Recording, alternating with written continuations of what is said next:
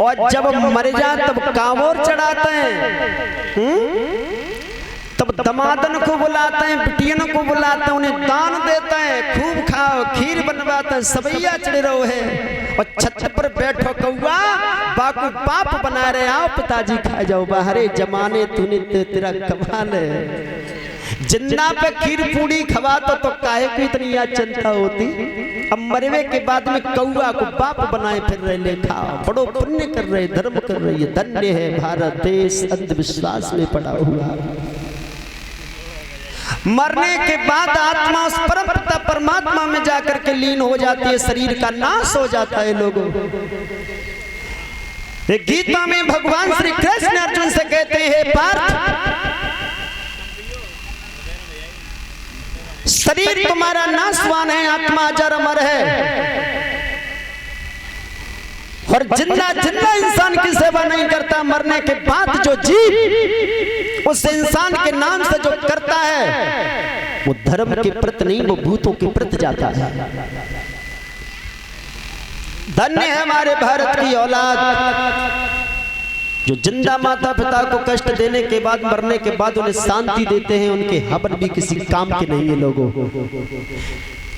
जिस पुरुष की जीवित आत्मा को शांति नहीं मिली है, मरने के बाद तुम शांति हवन कितने भी करा लेना, उसकी आत्मा को कभी शांति मिलने वाली नहीं है। मैं वादा के साथ कहता हूं, बात मानो या न मानो, ये तुम्हारी खुशी है।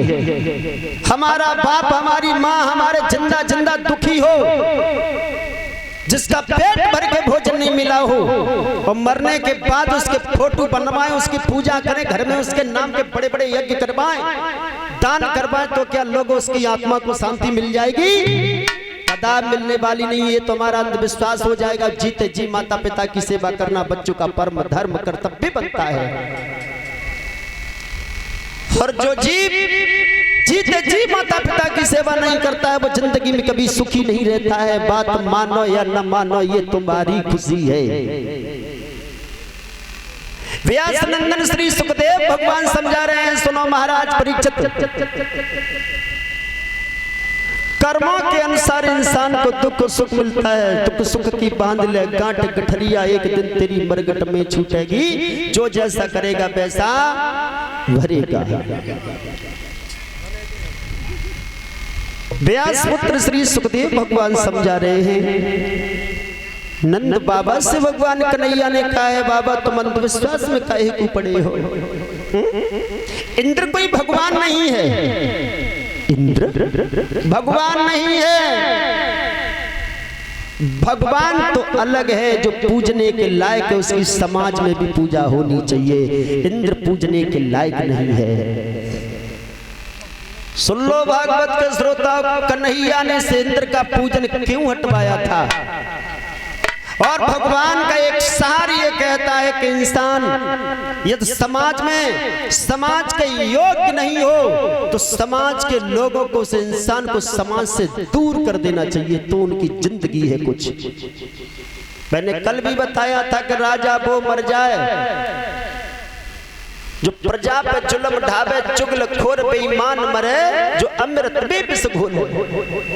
तो भगवान कन्हैया ने इंद्र देवता का पूजन समाज में क्यों हटवाया? क्योंकि इंद्र के अंदर एक दोष लगा हुआ था।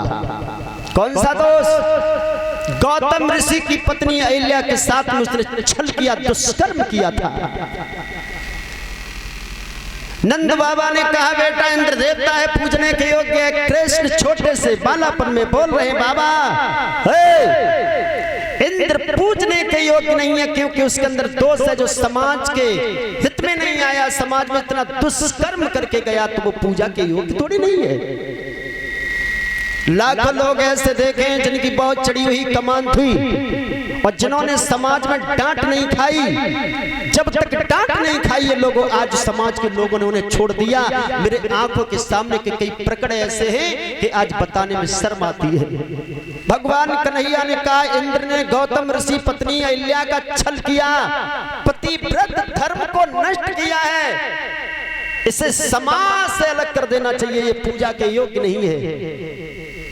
जिसका दुनिया में चरित्र गिर गया हो वो पूजा के योग्य नहीं होता है। क्या? हाँ, बेटा इंद्र नाराज हो जाएगा फिर क्या होगा? इंद्र नाराज हो जाएगा बाबा, उसकी चिंता न करो, हम हैं। इंद्र कोई इंद्र नहीं है, इंद्र तो एक पद है, पद। इंद्र का नाम है मलद्रम, इंद्र का नाम है मलद्रम। 100 अश्वमेध यज्ञ करने के बाद में इसे स्वर्ग का राजा बनाया गया है, देवताओं का राजा। इसका तो कर्म है प्रजा को सुख देना, यह सुख नहीं देगा। इंद्र के अंदर बाबा 14 दोष लगे हुए हैं, 14 दोष। एक दोष के कारण इसके शरीर में कोढ़ पैदा हो गया, चेचक पैदा हो गया, जो ये समुद्र के अंदर घुस गया था। तो ऋषियों की कृपा से ये पुनः ठीक हुआ था। ये तो दुष्कर्मी है, इसके साथ हमें पूजा नहीं करनी चाहिए। मेरे लाल इंद्र नाराज हो जाएगा फिर क्या होगा? बोले हम है ना।